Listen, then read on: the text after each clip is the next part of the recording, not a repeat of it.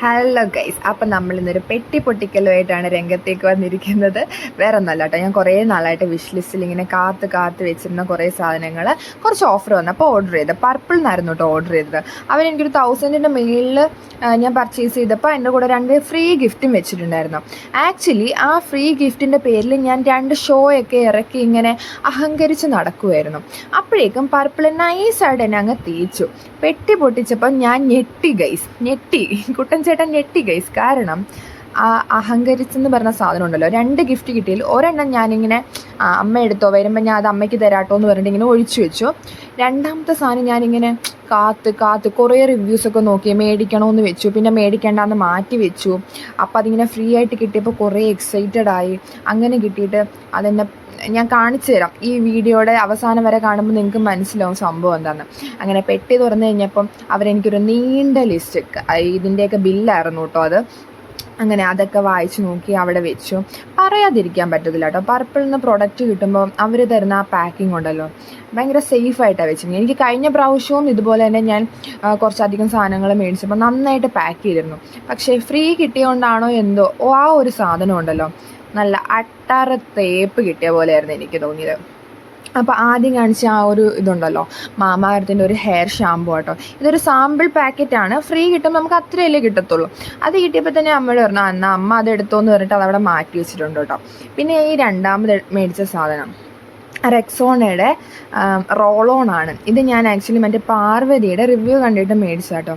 ഞാൻ അത് നിവ്യയുടെ ആയിരുന്നു യൂസ് ചെയ്തുകൊണ്ടിരുന്നത്. അപ്പം നമുക്കിനി റെക്സോണ ട്രൈ ചെയ്ത് നോക്കാം. ഇപ്പോൾ ഈ അൺബോക്സ് ചെയ്യുന്ന സാധനമില്ലേ, ഇതിൻ്റെ പേരിലാണ് ഞാൻ കുറേ ഷോ ഇറക്കി നടന്നത്.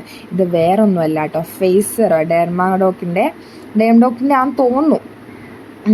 ഈ സെറം തുറന്നപ്പോൾ തന്നെ നമുക്ക് ഫുൾ ലീക്കായിട്ട് ഇങ്ങനെ ഇരിക്കുക. അതിനകത്ത് ഒന്നും ഉണ്ടായിരുന്നില്ല, അതിങ്ങനെ ഫുൾ പുറത്തേക്ക് ചാടി ഉണങ്ങി പിടിച്ചിരിക്കുന്നുണ്ടായിരുന്നു. അപ്പോൾ ഞാനിങ്ങനെ ലൈറ്റൊക്കെ അടിച്ച് സൂക്ഷിച്ച് നോക്കുക അതുണ്ടോയെന്നേ. അതില്ലായിരുന്നു. എനിക്കാണെങ്കിൽ ഇങ്ങനെ നല്ല ദേഷ്യവും സങ്കടവും ഒക്കെ വന്നിരിക്കുന്ന ആ ഒരു മൊമെൻ്റ് ആയിട്ട് ഞാൻ ശരിക്കും പർപ്പിൾ നിന്ന് അങ്ങനെ പറ്റുമോ, പർപ്പിൾ അങ്ങനെ ചതിക്കുമോ എന്നായിപ്പോയി. എനിക്ക് കുപ്പി തുറന്നാൽ ഒരു ഇച്ച പോലും വന്നില്ല. അതെങ്ങനെയാണെന്ന് കാണാൻ പോലുള്ള ഒരു അവസരം എനിക്ക് ഉണ്ടായില്ല ഗൈസ്. അതായിരുന്നു അതിൻ്റെ സങ്കടം എനിക്ക് നന്നായിട്ടുണ്ടായിരുന്നു. പർപ്പിൾ എന്നെ തേച്ചു. സൈഡിലിരുന്ന് ഇതൊക്കെ കണ്ട് അമ്മ എന്നെ ചിരിക്കുന്നുണ്ട്, കാരണം ഞാൻ അതുപോലെ ഷോ ആണല്ലോ ഇറക്കിയത്. അത് കഴിഞ്ഞിട്ട് പിന്നുള്ള ഗിഫ്റ്റ് ഒന്നും തുറക്കാൻ എനിക്ക് വലിയ ഒരു ആകാംക്ഷ ഒന്നും ഉണ്ടായില്ല കേട്ടോ. കാരണം ഒരു തേപ്പ് കിട്ടിക്കഴിഞ്ഞാൽ പിന്നെ നമ്മളൊന്ന് പേടിക്കുമല്ലോ. അത് കഴിഞ്ഞ് അടുത്ത് തുറന്നു നോക്കിയപ്പം കുഴപ്പമില്ല, നല്ല പാക്കിംഗ് ഒക്കെ ആയിരുന്നു. ഇത് നമ്മുടെ ആ അണ്ടർ ആം വൈറ്റനിങ് സ്പ്രേ ആണ് കേട്ടോ. അത് ഞാനിപ്പോൾ യൂസ് ചെയ്യാൻ തുടങ്ങിയിട്ടുണ്ട്. അത് നമുക്ക് യൂസ് ചെയ്തിട്ട് എങ്ങനെയുണ്ടെന്ന് നോക്കാം. ഇതിനും പിന്നെ ആ നൈറ്റ് ക്രീം ഉണ്ടല്ലോ, ഇതിൻ്റെ തന്നെ നൈറ്റ് ക്രീം വരുന്നുണ്ട്. അതിനൊക്കെ ഒരേ സ്മെല്ലാട്ടോ. അതൊരു ഭയങ്കര ഒരു റീഫ്രഷിങ് സ്മെല്ലാണ്. അതെനിക്ക് നന്നായിട്ട് ഇഷ്ടപ്പെട്ടു. ഇതിൻ്റെ നൈറ്റ് ക്രീം ഞാൻ ഓൾറെഡി യൂസ് ചെയ്ത് തുടങ്ങി, എനിക്ക് നല്ല റിസൾട്ടും ഉണ്ട് കേട്ടോ. പിന്നെ ഇത് സെറ്റഫലിൻ്റെ ഒരു മോയ്സ്ചറൈസറാണ്. ഇത് ഞാനിപ്പോൾ വർഷങ്ങളായിട്ട് യൂസ് ചെയ്യുന്ന ഒരെണ്ണം.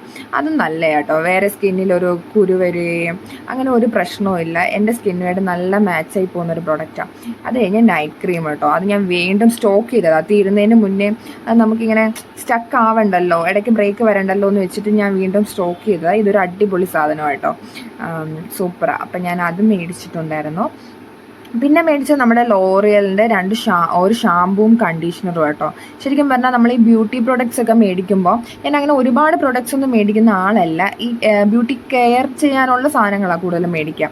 അപ്പോൾ അത് മേടിക്കുന്ന സമയത്ത് എനിക്ക് തോന്നുന്നു ഫ്ലിപ്കാർട്ട്, മിൻട്ര അതിനകത്തിനേക്കാളും ഒക്കെ പർപ്പിളിൽ നിന്ന് മേടിക്കുമ്പോൾ കുറച്ചുകൂടെ സേഫായിട്ട് നമുക്ക് ഒറിജിനൽ പ്രൊഡക്ട്സും കിട്ടുന്ന പോലെ എനിക്ക് ഫീൽ ചെയ്തിട്ടുണ്ട് കേട്ടോ. പർപ്പിളൊക്കെ വരുന്നതിന് മുന്നേ നമ്മൾ മിൻട്രയും ഫ്ലിപ്കാർട്ടൊക്കെ ആയിരുന്നു. എങ്കിൽ കൂടി കാലം മാറുമ്പോൾ നമ്മൾ മാറണമല്ലോ. അങ്ങനെ അപ്പം ഇത്രയും സാധനങ്ങളായിരുന്നു ഞാൻ മേടിച്ചിട്ടുണ്ടായിരുന്നത്. അതിനകത്ത് ആ ഒരു സെറം ഒഴിച്ച് ബാക്കിയെല്ലാം എനിക്ക് കറക്റ്റായിട്ട് നല്ല പാക്കിങ്ങിൽ സേഫായിട്ട് വീട്ടിലെത്തി. പക്ഷേ ആ ഒരു സാധനം മാത്രം എന്നെ തേച്ചു ഗൈസ്. അപ്പം വേറൊരു റിക്വസ്റ്റ് ഉണ്ട് കേട്ടോ എനിക്ക്. എൻ്റെ വീഡിയോ ആക്ച്വലി ഒരു 5000 ആൾക്കാരൊക്കെ കാണും, പക്ഷെ അത്രയും പേര് എന്നെ ഇതുവരെ സബ്സ്ക്രൈബ് ചെയ്തിട്ടില്ല ഗൈസ്.